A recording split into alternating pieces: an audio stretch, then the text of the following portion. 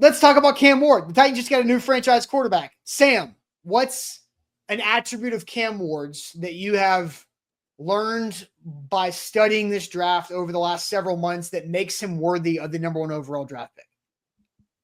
Yeah, I mean, Cam Ward, it really comes down to, I guess, the physical tool that stands out the most to me is the improvisation, right? It's the ability to play off schedule, different arm slots, creating outside of the pocket. I think that is the one thing that Cam Ward does better than everybody else in this draft class. And, it's a thing that I've talked about throughout this pre-draft process, is that is a quality now that I think is very highly valued by teams. I think it is potentially overvalued by teams, but when I think how we define quarterback prospects in today's era, what does he do that makes him special? It's that ability to create, to, improvise and make a big explosive play, even when your offensive structure might not be everything that you want it to be. It gives a lot of flexibility to coaches. It gives them a longer leash, gives them ability to, I mean, Brian Callahan talked about it in the press conference just the other day about the idea of sometimes you've got a guy where the coach is on the sideline saying, throw it away, throw it away, throw it away, throw it away. And he creates a 70-yard gain, right? And Cam Ward can do that. This is what we see Patrick Mahomes do, what we see Josh Allen do, what we see Lamar Jackson do. This is the trend now in the NFL. This is what every team is chasing, is a guy who has this ability. And this is what Cam Ward does very well. So the Titans are hoping to lean into that and refine it a little bit, and hoping that it blossoms instead of turns into just a, we hear stories of guys who have this ability and don't work out, and then guys who become the stars of the league. So that I think though is the number one thing when you look at Ward compared to the rest of this QB class. He's different in that regard. Easton, what's an attribute of Ward different than that one that makes him worth the number 1 overall pick in this draft? Well, an attribute of me right now is very happy because I just got a notification reminding me of the bet I placed on Cam Ward to be the first overall pick months ago. That is the single largest bet I've ever placed by like tenfold. So that's nice. Nice little payday there. I go back to the number one takeaway we had from my interview with Brian Callahan in January, them looking for a guy who has the nervous system. And it's kind of adjacent to what Sam was saying, obviously, but I think in my reporting of when this decision was made along the timeline of the past couple of months, it really was them finding out who the guy was as a person, as a leader, as a magnetic personality that dominates a room and can inspire a group of men and can, demonstrates that he is a natural. It sounds like a silly thing, but it really does matter to these coaches, according to them, talking to them. A guy that can talk ball naturally, and scheme comes to him naturally, and it seems to be kind of a second language, I guess is the best way of putting it. Some guys it's natural for, some guys it's not. And with Cam Ward, that's the kind of thing that they identified when they got him in on the board in Indianapolis. And then again, here in Nashville a week later for his 30 visit, they identified a guy that they think has that rare trait. And you kind of see it on tape too. He seems to play football with a resting heart rate of 65 beats per minute. And you like in that Syracuse game, for example, at the end, when tensions are as high as possible and their college football playoff lives are on the line, he is playing in a way that does, not to be too hyperbolic, but does kind of resemble what you see with the Jaden Daniels, for example. Somebody that seems to rise to the occasion when the stakes are the highest instead of sink. And for better or for worse, that's one of, if not the biggest thing that last year's quarterbacking duo did the opposite of, did not rise to the occasion, and it drove them insane. And so they think that they have a guy that is the polar opposite of that now. One thing that, this isn't an attribute that made him the number one overall pick, but it's something that I think is a part of Cam Ward's DNA. And that is the fact that he has had to earn everything that he's gotten.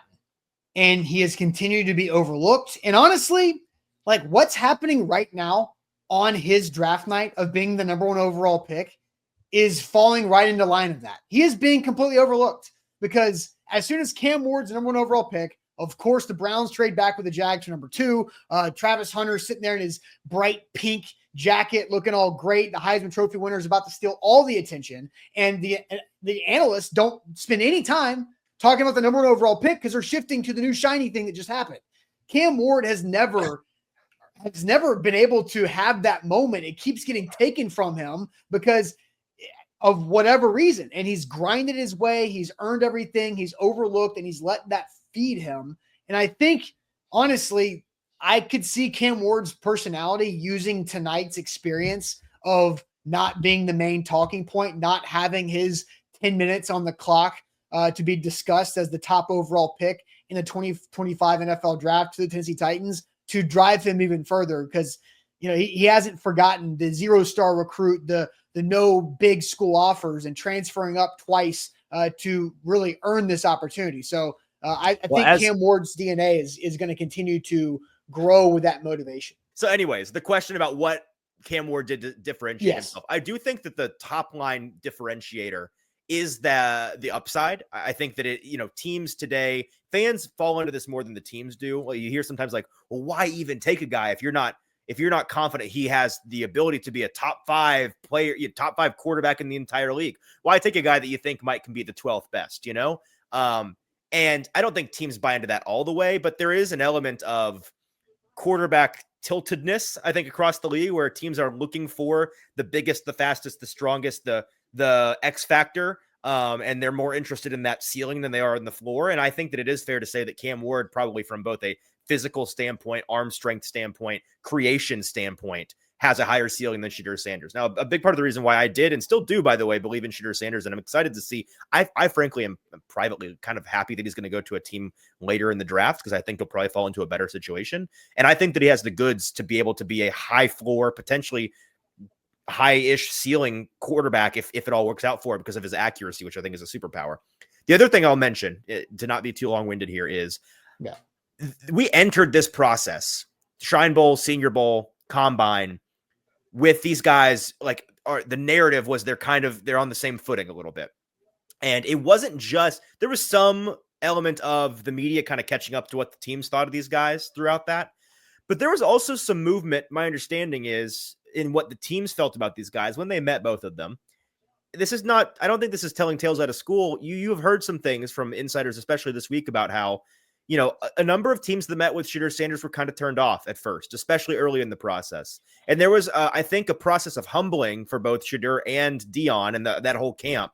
When they came in, you heard Deion going on, TV early on saying, well, I'm going to handpick which places my son can go to. And that quickly changed once the market revealed itself to not actually be all that large. And I think that there was an element of confidence that wasn't backed up by the tape that teams were kind of turned off by. And there's a reason why, a team like the Giants, all of a sudden, it seems like they're super disinterested. The Saints are super disinterested, and we're not sure where he's going to go. So I do think that the meetings were a big element for these two in terms of differentiating who was the clear quarterback one.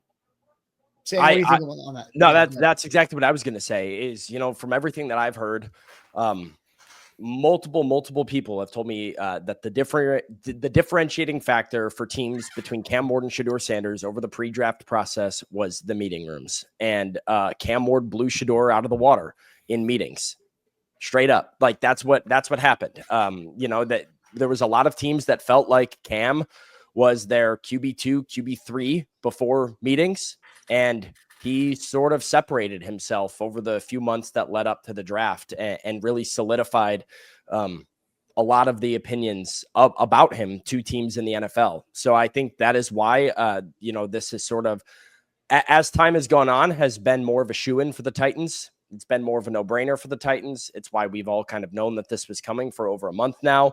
But when this draft first started, when the draft process first started, it could have gone any way. When we sat here at the NFL Combine, we didn't know if it was going to be Abdul Carter or Travis Hunter or Shedeur Sanders or Cam Ward first overall. And it's really in the months and days that followed that where Ward separated himself from the pack.